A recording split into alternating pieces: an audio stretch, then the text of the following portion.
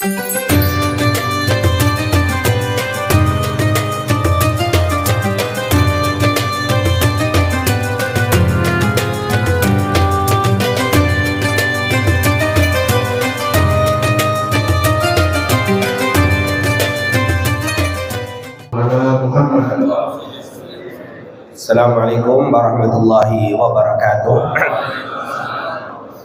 Alhamdulillah wassalatu wassalamu ala Rasulillah wa ala alihi wa man wala. Bishrah li sadri wa yassir li amri wa hlul 'uqdatam min lisani yafqahu qawli. Subhanaka la ilma lana illa ma 'allamtana innaka antal alimul hakim. Amma ba'd.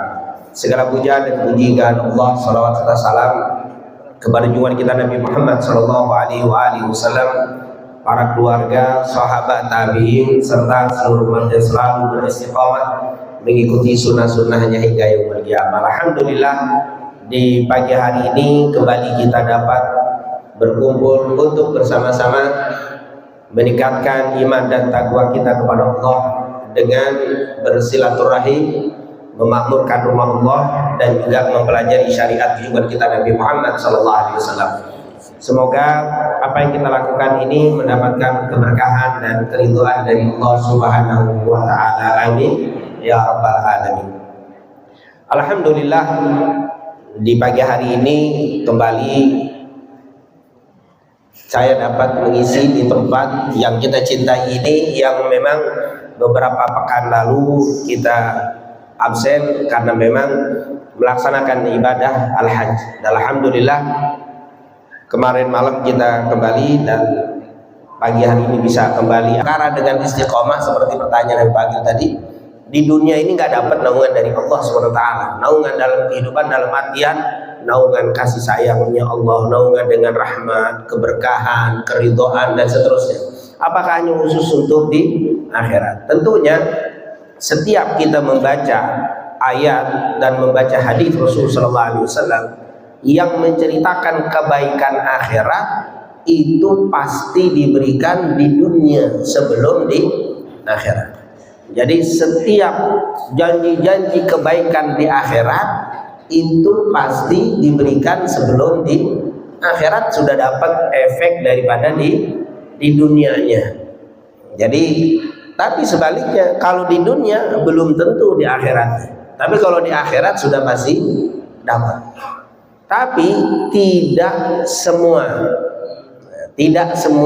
yang di akhirat diberikan ke sini, tapi ini hanya efek sedikit saja dari kebaikan yang akan diberikan di akhirat, diberikan di dunia sebagian kecil. Jadi kalau bahasa kita itu cuman pinggirannya doang, aslinya nanti di yaumul qiyamah. Jadi semua kalau kita baca kebaikan-kebaikan yang Allah janjikan di akhirat, Allah kasih, di dunia sudah berikan juga, yaitu efek daripada kebaikan janji yang Allah berikan di akhirat. Jadi misalkan Allah akan jadikan orang-orang yang beruntung nanti di akhirat, di dunia sudah pasti menjadi orang yang beruntung. Jadi sebelum di akhirat, di dunia sudah dapat. Ini yang pertama. Terus kenapa secara khusus disebutkan sab'atun yudhilluhumullah yauma la dhilla illa dhilluh. 7 golongan yang akan dapat naungan di hari yang tidak ada naungan di hari itu kecuali naungan Allah. Kenapa? Karena kalau disebutkan di dunia, siapa yang melakukan 7 perkara ini nanti akan mendapatkan naungan dari panasnya matahari di dunia. Orang berpikir, nggak apa-apa, nggak dapat naungan Allah di dunia, kan saya bisa nyewa kontainer, nyewa tenda, nyewa payung paling tidak. Kalau begitu saya nggak keluar aja dari masjid adem, pakai AC dan seterusnya. Tapi ketika di kalimat tidak ada naungan kecuali naungan Allah, di saat itu menunjukkan ini istimewa banget, karena kita nggak ada jalan lain. Karena kalau hanya dikatakan di hari dia akan dinaungi, siapa yang melakukan 7 perkara ini akan dinaungi, nanti cari penaungan aja selain dari naungan Allah. Tapi dengan kalimat la dhil dikatakan tidak ada naungan illa dhillu. Itu pakai, kalau bahasa grammar bahasa Arab dikatakan al-itsbat ba'da nafi. Itsbat artinya penetapan setelah peniadaan, itu menunjukkan betul-betul nggak ada. La dillah itu kan nafi. Illa tidak ada kecuali. Nah itu sudah betul-betul, makanya kita bilang la ilaha illallah, itu nggak ada lagi, udah tidak ada Tuhan kecuali. Nah itu kalimat an-nafyu, yaitu menafikan, kemudian isbat. Jadi al-isbat ba'da nafi, menetapkan setelah meniadakan, itu menunjukkan betul-betul kagak ada. Jadi benar-benar kagak ada naungan. Mau daun pohon yang sedikit ada naungannya, nggak ada. Gedung yang tinggi nggak ada naungan kecuali naungan Allah. Makanya itu kalau dalam kaidah bahasa Arab, kalau dinafikan kemudian diisbatkan, menunjukkan sesuatu sedikit pun nggak bakal ada. Makanya kita selalu bacanya nggak ngomong, orang yang masuk Islam nggak bilang Allah, enggak, dinafikan dulu semuanya. La ilaha itu nafi, itu habis, nggak ada sama sekali. Illa kecuali. Sab'atun yudhilluhumullah yauma la dhillah illa. Nah, itu kalimatnya menunjukkan kalau di dunia masih ada. Kalau selain naungan Allah masih bisa ngumpet di pohon, masih bisa berteduh di bawah AC, bisa. Tapi di yaumil qiyamah la dhillah, tidak ada apa? Naungan. Nah ini menunjukkan di dunia kamu masih bisa dapat, di akhirat nggak ada kecuali dengan Allah. Tetapi begitu juga naungan itu diberikan Allah di dunia dalam bentuk apa?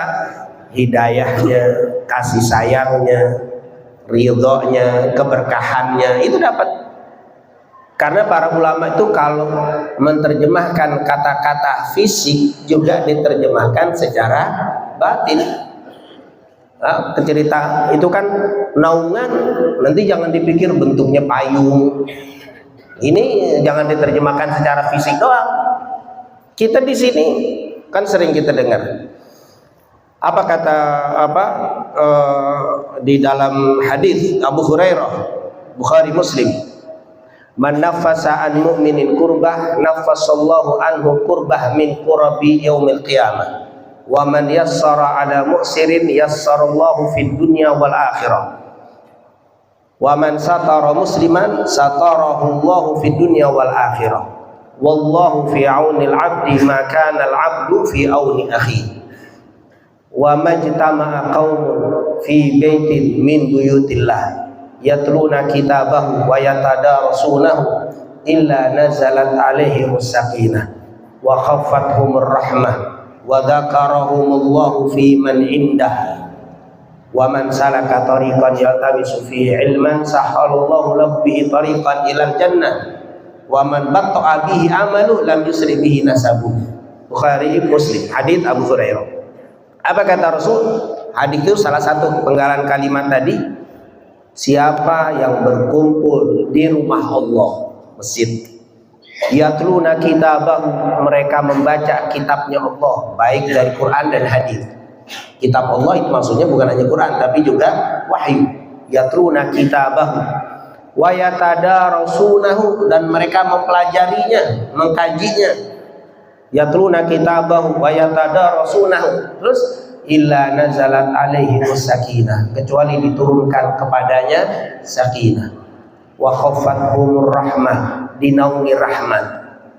Di dalam penjelasan hadis Bukhari dari Abu Hurairah, illa haffathumul malaikah, kecuali malaikat akan mengelilingi dengan membuka sayap-sayap mereka menaungi majelis tadi. Jadi di sini malaikat ngepakin sayapnya supaya apa? Dinaungan malaikat.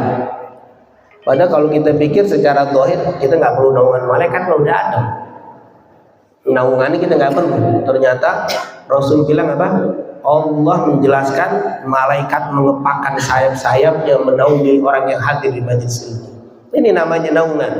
Jadi naungan itu nggak mesti berbentuk apa? Fisik.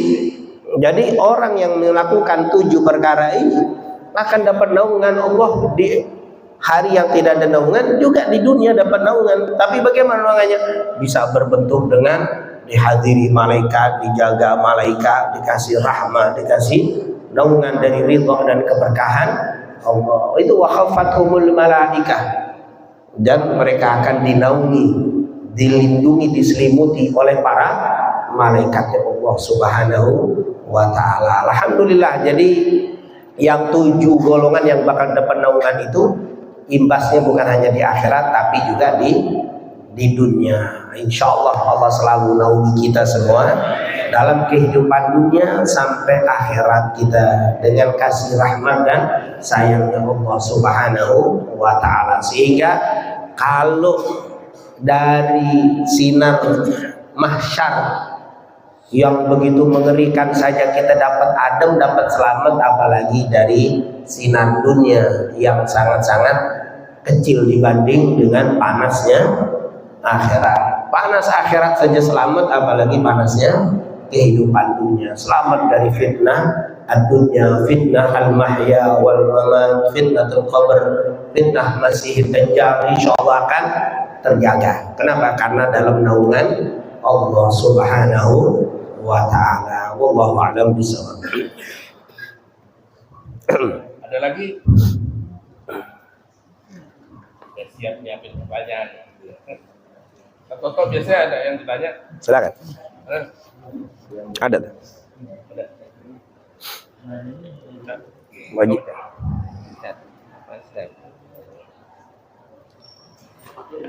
Iya, oke.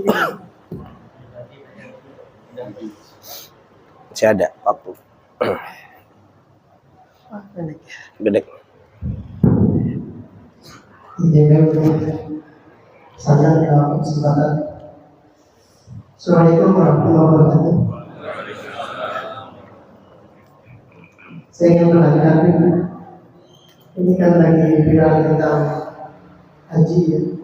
Haji yang tiba-tiba berangkat bermasalah. Kebetulan teman saya di kampung itu berangkat haji. Saya bilang, udah pasti belum? Pasti katanya, saya bilang kalau udah matang berangkat lagi. Sampai sana ternyata bermasalah. Nah, yang saya tanyakan itu, apakah dengan niat itu yang sudah mantap sampai sana kan bermasalah, tidak bisa masuk ke Arafah? Apakah kita termasuk dinilai ibadah haji atau belum? Kita jadi terima kasih. Assalamualaikum warahmatullahi wabarakatuh. Waalaikumsalam warahmatullahi wabarakatuh. Iya, memang berbicara haji tahun ini berbeda dengan haji tahun-tahun yang lalu. Alhamdulillah kita merasakan pergi haji baru tahun ini yang agak sedikit berbeda. Mungkin Bapak Ibu yang pernah umroh juga tahun ini berbeda untuk haji. Biasanya kita haji umroh masuk halaman Masjidil Haram itu biasa saja. Tapi tahun ini di setiap pintu masuk halaman masjid saja harus pakai surat. Yang namanya nusuk. Nusuk itu kalau bahasa kita tasreh. Tasreh itu surat untuk haji. Nah, surat itu menyatakan visa haji. Jadi kalau nggak pakai visa haji, dia nggak mungkin dapat nusuk. Kalau nggak dapat nusuk berarti dia nggak punya kartu, namanya kartu nusuk. Nggak bisa, jangankan masuk Masjidil Haram, halamannya aja harus pakai apa? Nusuk. Mungkin ada yang tinggal di Zamzam Tower, jam, itu yang ada jamnya itu. Keluar dari pintu hotel ada penjagaan polisi. Dari pintu hotel keluar harus pakai nusuk. Nggak bisa masuk lagi ke Masjidil Haram, masuk lagi ke hotel, nggak bisa masuk, nggak bisa keluar. Mungkin jamaah dia ada tinggal di Zamzam, pas keluar lupa bawa nusuk, suruh masuk lagi, nggak bisa keluar, nggak bisa ke halaman aja nggak bisa. Itu baru pertama itu mengadakan apa? Saudi mengadakan seperti itu. Jadi ini yang paling apa? Paling ketat. Jadi ya maaf, yang visa haji selain visa kuota yang resmi itu nggak bisa masuk.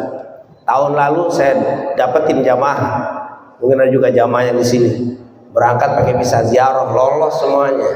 Walaupun dari pertama datang masuk di kamar nggak keluar, keluarnya pas hari tarwiyah baru keluar, tapi masih bisa lolos. Tapi tahun ini nggak bisa. Jangankan masuk hotel Mekah, masuk pintu hududul haram, apa perbatasan kota haram. Jadi kalau kita mau masuk Mekah, itu pintu masuknya namanya Jumum, wilayah Jumum. Wilayah Jumum itu checkpoint untuk orang masuk kota Mekah. Itu semuanya nggak ada yang lolos, balik, nggak mungkin lolos. Itu pemeriksaannya satu persatu, dan polisinya dengan masuk membawa HP yang sudah ada aplikasi, semua nusuk harus dibuka, dipoto, klik, nggak keluar namanya, suruh turun, deklik di foto doang, keluar dia, nggak ada nama, keluar, semua satu pun nggak ada yang lolos, semuanya nggak ada yang lolos.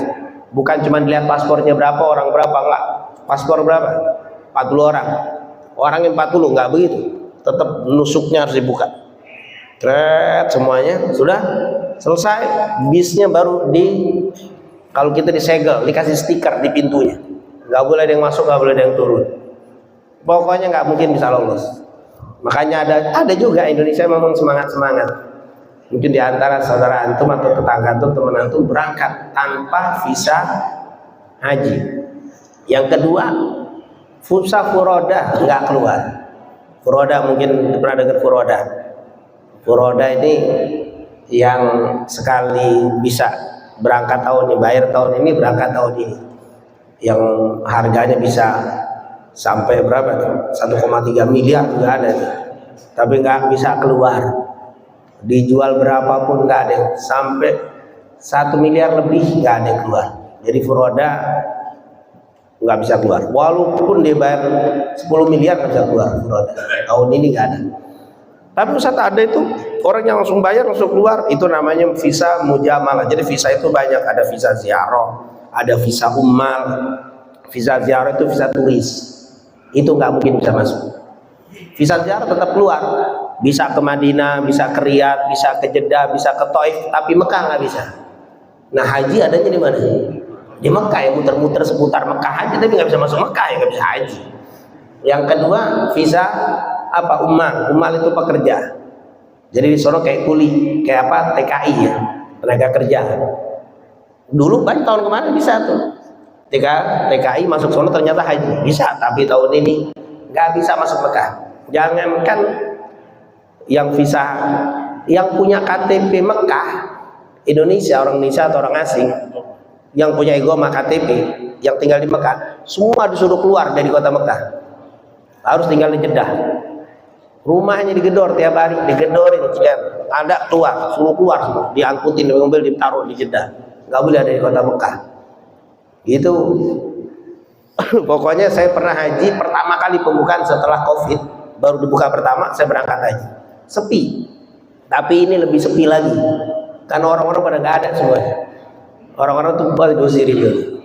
Jadi jangan coba-coba. Makanya nanti yang sudah berangkat tapi nggak bisa haji, nggak mungkin dipakai haji, karena memang sulit untuk masuk. Visa namanya visa ummal, itu pekerja. Visa furoda nggak masuk lagi.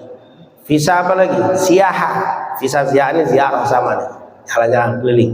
Nah, ada lagi visa mujamalah. Mujamalah lolos selain visa resmi. Apa itu mujamalah? Visa kedutaan. Jadi negara Saudi itu memang setiap tahun mereka punya jatah memberi instansi anggota dewan, nih saya kasih ini sebagai penghormatan dari negara, saya kasih 100 bisa. Misalkan dari ABRI 100, polisian 100, dia itu haknya negara, itu sebagai tamu, itu yang keluar. Jadi ada yang langsung berangkat dengan cara itu, namanya visa mujamalah. Mujamalah itu kalau bahasa kita untuk memperbaiki hubungan antar negara, itu sudah ada dan itu bisa.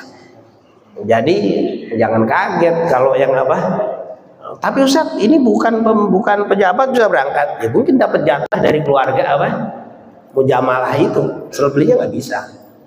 Maka haji tahun ini yang resmi kuota hanya jumlah total 1.480.000 orang, nggak sampai 1,5 juta. Tahun yang lalu 4 juta, sekarang 1.480.000. jadi nggak sampai 1,5 juta. Subhanallah, memang lebih tapi kata-kata lengang bukan berarti kosong, tetap aja 1,5 juta dikumpulin di satu tempat tetap aja rame, tapi memang nggak seperti tahun yang lalu. Jadi bagaimana tuh saat kita udah semangat loh, saudara kita berangkat sampai sana ternyata nggak masuk. Itu ada jamaah-jamaah yang dari Jakarta itu bukan nyari visa di Indonesia karena nggak kuat, nyari ke Eropa, bisa ke Brazil, ada nyari ke Brazil, ada yang nyari ke Jerman, ada yang nyari ke Belanda, keliling nyari apa? Visa. Dapat nggak? Nggak dapat visa. Karena di dalam aturan sebuah negara itu tidak bisa mengeluarkan apa? Visa haji dari warga negara lain. Misalkan orang Belanda datang ke Indonesia minta visa haji dari negara Indonesia, mana bisa aturannya? Tidak bisa, kecuali dia memang tinggal di sini, sudah punya kitas, kalau bahasa kita apa? Izin tinggal di sini, visa keluar dapat. Nah kalau baru datang nyari visa ke negara orang nggak mungkin dapat. Maka aturannya seperti itu, maka tidak bisa. Jadi saudara-saudara kita tidak sedikit ya, banyak yang mencoba keberuntungan seperti tahun yang lalu. Tahun lalu semua lolos, tahun ini semua tidak ada yang lolos. Kalau ada yang bilang saya pakai visa biasa lolos, wali kali dia, nggak kelihatan itu bisa. Karena yang saya tahu semuanya nggak ada yang lolos. Mungkin kalau ada yang cerita enggak saya haji, padahal visa biasa, wah itu masya Allah, itu berarti apa? Udah jangan diganggu gugat, jangan-jangan wali ya. Karena bisa lolos dari semua pemeriksaan, karena yang asli tidak ada sama sekali. Jadi apakah mereka dapat pahala berhaji? Sudah berhaji? Ya insya Allah dapat niatnya, tapi kalau hajinya belum, kecuali dia resmi daftar, keluar namanya, berangkat bener-bener visa haji sudah dapat, tiba-tiba sampai di Jeddah meninggal dunia, ini sudah haji nih, pahalanya seperti berhaji udah nih. Atau sampai di sana ternyata ada juga mungkin tiba-tiba ada masalah dipulangi, tapi dia sudah bayar resmi visa bentar, ternyata ada masalah masuk nggak jadi berangkat, bisa jadi. Atau mungkin dengar kemarin ada yang terlantar nggak sampai kemana, ke Arafah karena penjemputan dan seterusnya, itu boleh jadi insya Allah sudah termasuk. Tapi kalau belum ada visa terus bismillah nyoba-nyoba, ya nggak bisa dibilang sudah berhaji, itu adalah ikhtiar. Insya Allah ikhtiarnya tetap, semangat ibadahnya dapat, cuman untuk berhaji belum. Itu katanya ada sedikit masalah di pengurusan haji biasa, ya karena memang tahun ini dibikin syarikah ya, syarikah itu PT-PT. Jadi yang ngelola haji itu Kementerian Haji Saudi menunjuk PT-PT untuk menangani apa pengelolaan haji, ditunjuk 8 PT. Untuk plus ada 2 yang diambil, yaitu Nuzuli namanya sama Walidain. Untuk poinnya biasa diambil 8. Jadi ambil 8 dulu, cuman ngambil 1 atau 2. Sekarang diambil 8 PT untuk menangani seluruh jamaah Indonesia. Dengan bagus, tujuan pemerintah Indonesia bagus supaya mereka punya daya saing memberikan yang terbaik. Ternyata dengan banyaknya PT, bukannya ini malah tarik menarik, dan akhirnya ada istri yang di sono, ada yang suami di gedung lain, jadi ribet, jadi masalah. Ini yang jadi apa? Masalah. Inilah yang ternyata banyaknya PT bukan nambah bagus tapi malah kurang bagus. Maka di sini tentunya pemerintah sudah luar biasa berusaha, tapi ternyata di dalam perjalanannya ada masalah. Tapi inilah, tapi insya Allah begitu tiap tahun. Kalau kata orang-orang yang bermain haji itu, tiap tahun kita ini kayak orang baru, walaupun puluhan tahun sudah berhaji. Kalau ditanya tahun ini bagaimana, wallahu alam bagaimana, pokoknya lihat aja tahun besok. Pokoknya tahun beda-beda selalu. Karena peraturannya berbeda-beda, tidak ada usah ini kan haji udah tahunan, kenapa nggak dibagukan? Nggak ada sistem baku, mereka berubah-berubah, tiap itu berubah-berubah. Jadi nggak ada orang yang ngurus haji itu udah pinter, itu ada. Udah berapa haji? 20 haji, wow udah pasti pinter, belum tentu. tahun ini berubah, berbeda dengan tahun yang lalu. Tapi alhamdulillah kita doakan semoga saudara kita yang berangkat, yang sudah pulang atau yang belum pulang, semua dijadikan hajinya haji yang mabrur dan mabrur. Semuanya diberikan keselamatan sampai kembali ke rumah mereka masing-masing. Amin ya rabbal alamin. Dan yang belum, insya Allah tahun depan diberikan kemudahan oleh Allah untuk bisa berangkat dan melaksanakan ibadah haji. Amin amin ya rabbal alamin. Wallahu a'lam. Ya, ini fenomenal ibadah haji. Tapi ini kan dalam rangka ibadah ya. Kan ada juga hadis yang mengatakan bahwa datang sebelum jamaah itu orang berlomba-lomba ke masjid ya, dan salah satu tidur. Nah, berkaitan dengan ibadah haji, ada nggak keterangan apakah nanti di akhir zaman orang haji tambah susah? Gitu. Sebenarnya nggak ada apa. Intinya mau dibikin mewah, mau dibikin susah, yang penting rukun-rukun dan wajib-wajib dan sunnahnya dilaksanakan. Istilahnya wukuf Arafah, tetap harus wukuf Arafah. Kan Rasulullah menyatakan al-hajju Arafah, haji itu Arafah. Adapun bagaimana kamu tinggal di Arafah terserah.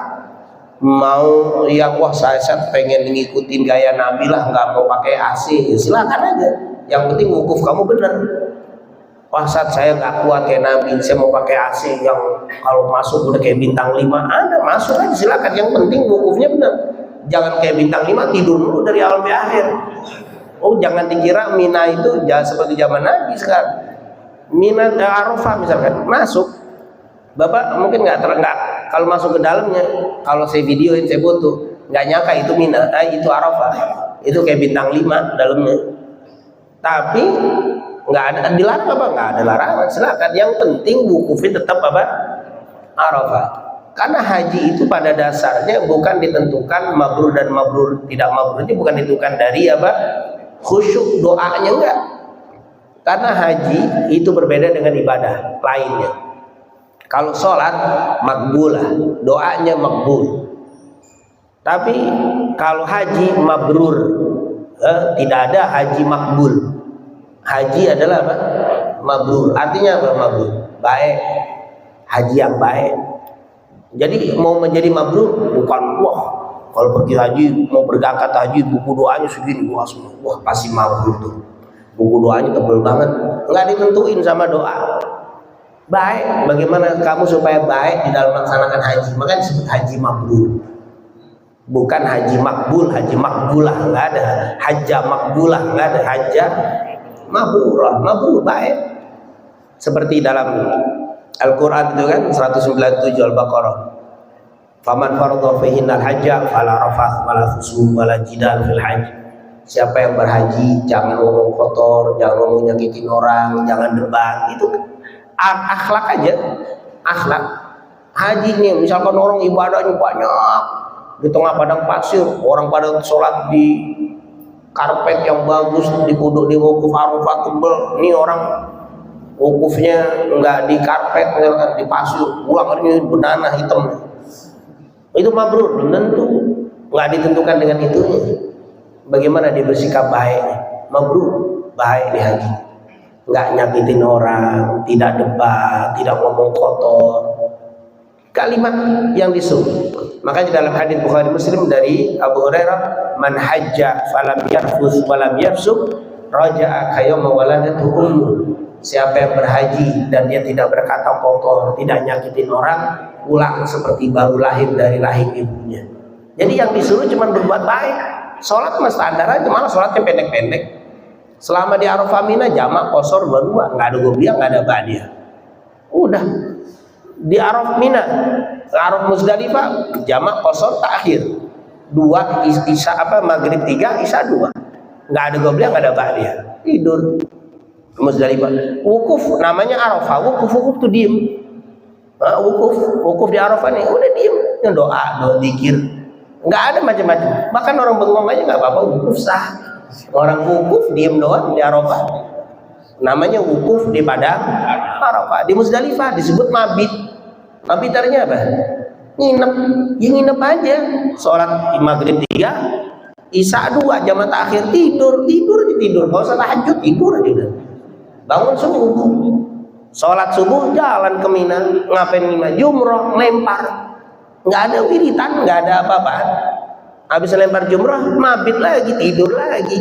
Sholatnya dikosor tanpa jamak selama di Mina 3 hari. Duhur 2 selesai, nggak ada ba'diyah, nggak ada qobliyah.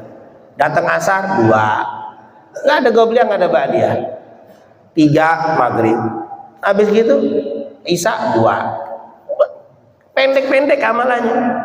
Jadi yang bikin mabrur itu bukan ibadahnya, tapi jaga apa? Lisannya. Makanya fasilitas enak gak enak nggak menentukan, yang menentukan lisan. Nah, mengambil hikmah yang apa? Makanya hajinya mabrur kan. Makanya kalau pulang dari haji sikapnya, omongannya nyelekit, masih nyelekit, nyakitin orang, ganggu orang, ya hajinya apa? Nggak mabrur. Pulang dari haji, jalannya ditutup. Jalan gue nih, wah, kalau sebelum haji malah jalanan orang ditutup. Kok tambah nyakitin? Nah ini berarti hajinya nggak apa? Kata apa? Mabur. Nggak mabrur. Nah, mabrur itu baik. Jadi pulang dari haji harus lebih bersikap baik, tutur katanya, akhlaknya, itu yang namanya apa? Mabrur. Habis haji Masya Allah, sholat gak pernah ketinggalan. Cuma di kehidupan masyarakat nyakitin, sombong, masa ini. Wah, ini hati-hati. Justru haji itu sikap, lebih sabar. Makanya di Mina disuruh tidur 3 hari tuh. Di Mina, nginep di Mina itu paling berat bahasanya, panas, nggak ada amalan apa-apa. Mungkin kalau disuruh khatamin Quran, mungkin bapak ibu haji nggak terlalu terasa, kan sibuk nggak baca Quran, nggak, disuruh diem aja. Duhur 2 udah diem, asar 2 diem, suruh nungguin panas. Kamar mandi ngantri, udah. Ini di plus nih, di plus. Kemarin kita di Holiday Inn tuh apa, di plus ini itu kamar mandi jam 2 malam, antri jam 2 malam bangun.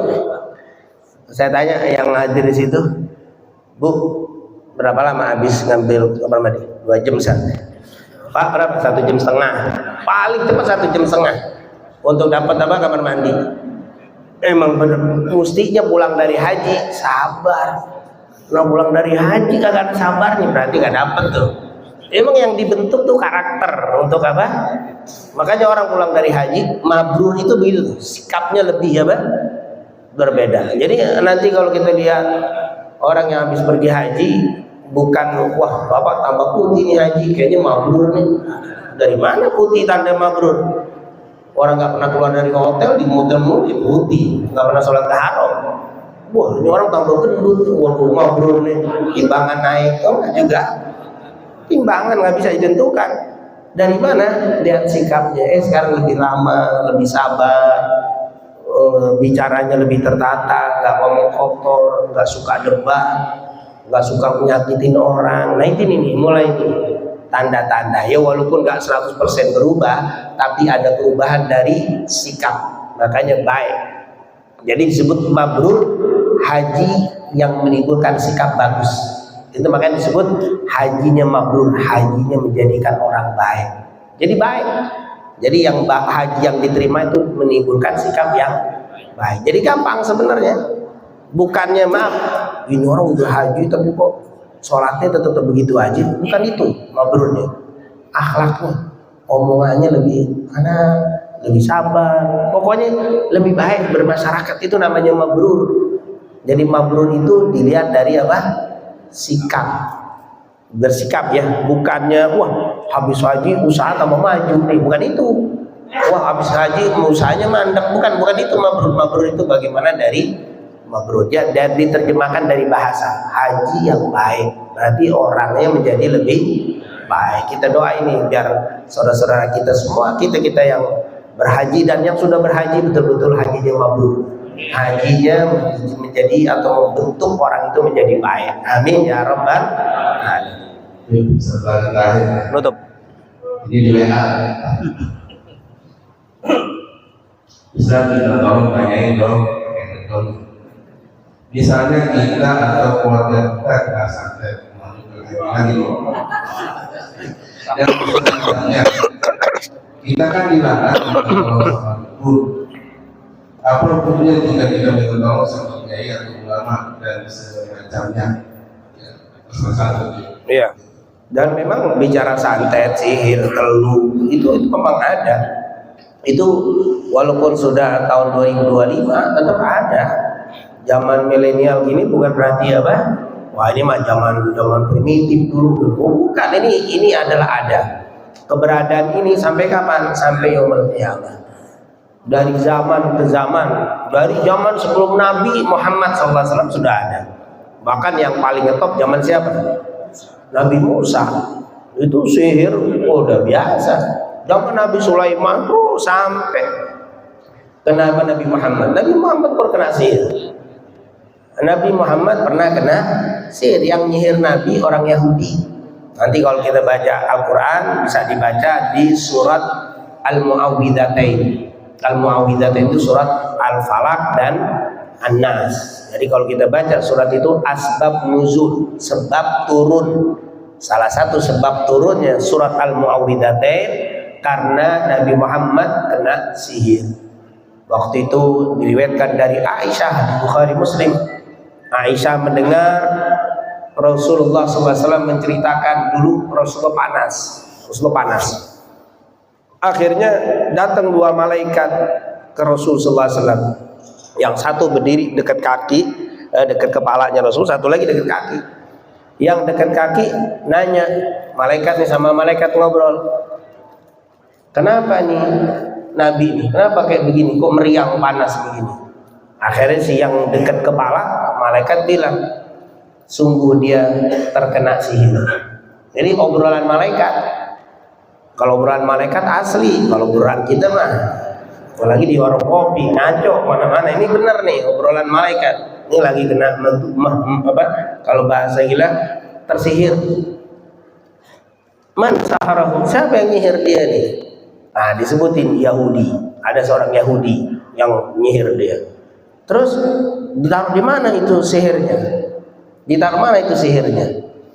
Ditaruh di sebuah sumur di satu kampung. Di sumur ini disebut ini, kasih tahu kampungnya, sumurnya.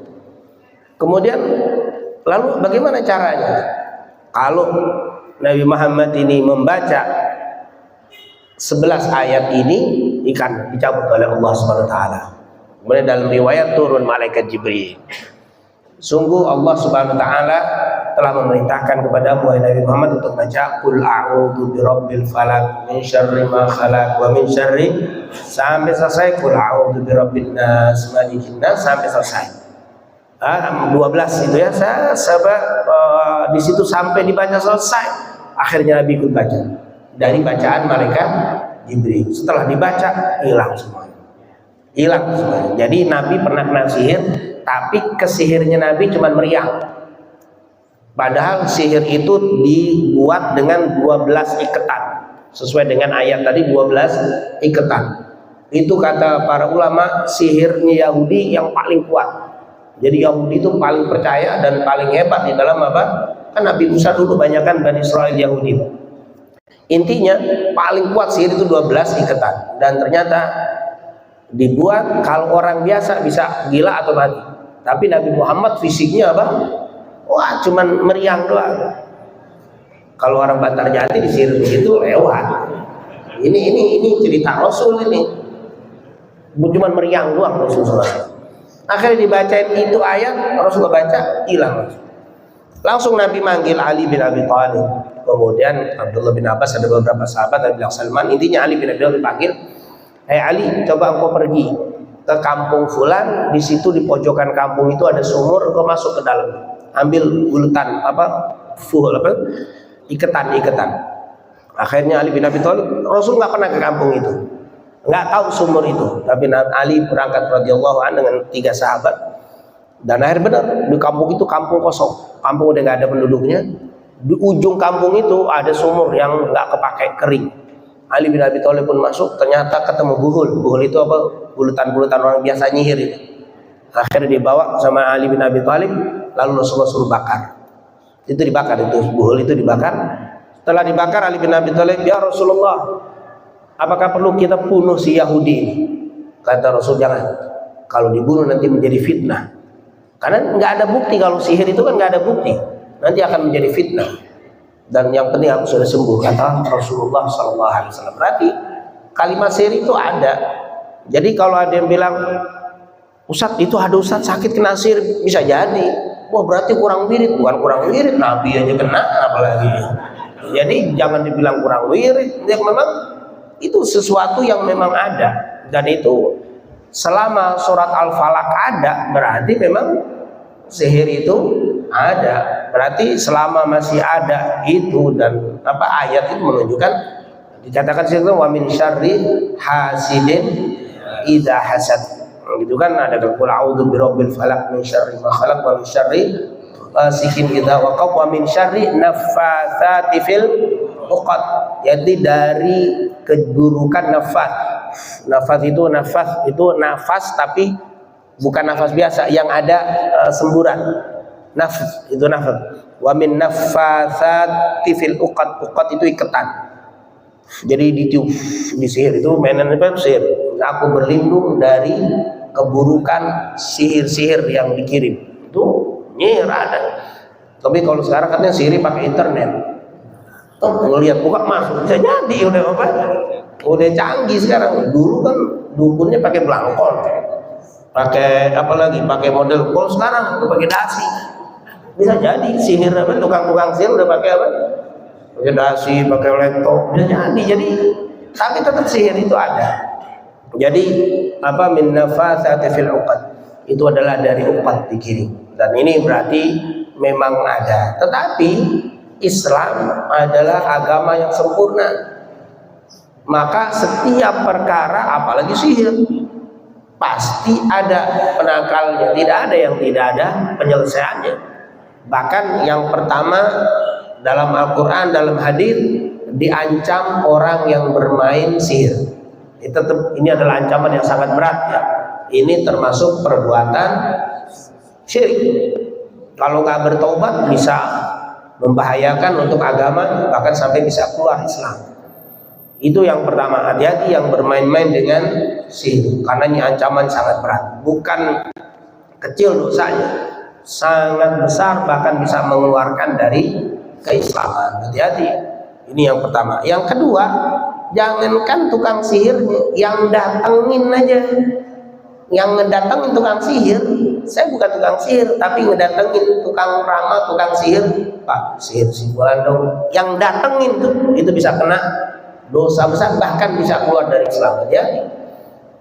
Man atakahinan, kata siapa yang datang ke tukang sihir, tukang ramal, tukang teluh, datangnya doang tuh, minta untuk disihir. Allah faqad kafara bima unzila ala Muhammad. Sungguh telah kafir dengan apa yang diturunkan kepada Nabi Muhammad. Bisa kafir tuh, hati-hati. Jangan coba-coba ngedatengin enggak Sat, ini saya pegel, bisnis saya, tanah saya diambil sama dia. Pakai notaris nggak punya saya. Pakai pengacara nggak kurang, duitnya kurang. Saya pegang sihir aja. Iya, kamu dapat tanah tapi imanmu hilang. Hati-hati. Digadaikan tanah dengan dengan iman. Hati-hati, ini bahaya sekali dan ditekankan, ancamannya banyak. Nah, sementara bagi yang terkena, ini tentunya sudah juga diberikan jalan keluar dari Al-Quran dan hadis Nabi Muhammad. Yang pertama, Islam itu hebatnya nggak ngasih obat, tapi sebelum obat sudah dikasih penangkal dulu supaya nggak kena. Salah satunya yaitu kita disuruh banyak membaca wirid. Di antara wirid-wiridnya kan sebelum tidur baca ayat kursi, amanah Rasul, kulhu, al-falaq, an-nas, disuruh niup kan. Kalau kita tahu sebelum amalan tidur itu kan, kalau kita mau tidur tiup kulhu, kulhuwallahu ahad, kalau level pada ditiup kemudian diusapkan. Itu wirid-wirid yang sudah kita tahu. Seandainya kita baca itu terus istiqomah, insya Allah sudah menjadi penangkal yang kuat. Tapi kadang-kadang ada yang lengah. Ya namanya kita sekelas Nabi kena, kadang-kadang ada yang lolos kita kena. Nah, bagaimana itu? Di sini ada tentunya pengobatannya. Itulah. Jadi kalau bicara tentang pengobatan, jangan langsung pengobatan. Bagusnya itu mulai diawali dari penangkalan. Sehingga kalau kata dokter lebih baik mencegah daripada mengobati. Kasih dulu pencegahannya, baru pengobatannya. Karena memang ini bukan pembahasan tentang itu, masuk tentang pengobatan. Bagaimana cara pengobatannya? Tentunya pengobatan kalau yang sudah kena itu mau nggak mau harus dari orang. Walaupun Anda ustadz, kalau dia kena nggak bisa mengobati sendiri, harus dari orang. Ya, dokter sakit meriksa sendiri apa nggak dia? Nggak bisa dia ke dokter juga, dia harus apa? Tapi sebelum kena dia bisa jaga diri. Tapi kalau sudah kena dia harus orang. Begitu juga ada yang sakit, nah maka masuk orang lain bisa untuk apa? Membantu. Jadi di sini diperbolehkan. Nah tentunya jangan salah ngambil. Udah kena sihir ngambil pengobatan dari tukang sihir. Nah tambah lagi udah. Bahasanya kalau bahasanya mencuci kain najis dengan air najis sama aja, tidak menghilangkan najis, tapi tambah najis nanti. Maka gunakan air yang suci. Ini kena najis nih, kena najis, kena sihir, bersihkan dengan air yang suci. Bagaimana caranya? Cari orang-orang ustaz, kiai, ulama, banyak, terutama mereka-mereka yang punya takhasus, bahasa kita punya spesialisasi khusus bab itu. Dan ada, nggak setiap orang, nggak setiap ustadz bisa. Walaupun saat ini hafal Quran belum tentu bisa kalau memang bukan apa, bukan bidangnya. Jadi memang ada wiritan, dia punya ayat-ayat ruqyah, ayat-ayat ruqyah, dan juga zikir-zikir dari Nabi yang mengandung ruqyah, yang dia memang sudah diamalkan terus sama dia. Dan dia punya bahasanya itu ada guru pembimbing di atasnya, namanya syahadah. Itu talaki, itu namanya ngambilnya khusus tuh bidangnya. Dokter, nggak setiap dokter bisa mengobati gigi. Ada juga yang memang spesialisnya bagian apa? Gigi, bagian jantung, kulit, ada begitu juga. Ini ada bidang. Dan ini ustadz-ustadz ada banyak, alhamdulillah guru-guru kita bisa. Yang nih boleh apa nggak? Sangat boleh. Yang penting tadi benar, jangan dengan cara yang lewat dukun, lewat ustadz. Boleh apa nggak? Sangat boleh, dan begitu memang pengobatannya. Jadi kalau sudah kena sihir seperti ini, cari ustadz, cari kiai, cari ulama yang memang mengerti dalam bab itu, biar dia diruqyah. Nah, namanya kalau kita sebut ruqyah, bukan ruqyah. Bukan ruqyah lain lagi, ntar makhluk ingat kita ruqyah. Ruqyah yaitu ruqyah, pengobatan. Nah, pengobatannya lewat ayat-ayat Al-Quran. Dan itu insya Allah banyak besar-besar kita, guru-guru kita yang jangan Ustaz, tapi dia nggak bisa ngajar. Bukan urusan itu, nggak mesti ngajar. Karena memang bidang itu beda. Yang ngajar juga belum tentu bisa. Bapak kalau datang ke saya nggak bisa ngapa-ngapain. Saya bukan bidangnya, saya nggak bisa, bukan itu. Paling saya nguji, Ustaz itu aja ke Kiai Fulan itu bisa. Jadi ada bidang, bagus. Jadi jangan salah cari orang yang obatin. Insya Allah kita doakan ya, siapa-siapa di antara kita, keluarga kita yang sedang sakit, semoga diangkat penyakitnya oleh Allah. Diangkat penyakitnya oleh Allah, dijadikan penyakitnya sebagai penggugur dosa-dosanya, meninggi derajatnya, dan semoga diberikan kesabaran, diberikan kesembuhan oleh Allah Subhanahu wa Ta'ala. Dan kita selalu berdoa kepada Allah semoga guru-guru kita semua, kiai-kiai, para ulama, diberikan penjagaan oleh Allah, diberikan sehat walafiat, diberikan keistiqomahan oleh Allah untuk terus berdakwah di jalan kita Nabi Muhammad Sallallahu Alaihi Wasallam. Amin amin ya rabbal alamin. Mungkin yang saya sampaikan, lebih kurangnya Assalamualaikum warahmatullahi wabarakatuh. Jazakumullah khair. Ucapan terima kasih kepada kita yang telah menjawab beberapa pertanyaan yang diajukan, dan mudah-mudahan kita semua bisa melaksanakan dari apa yang tadi disampaikan. Bapak dan saudara sebelum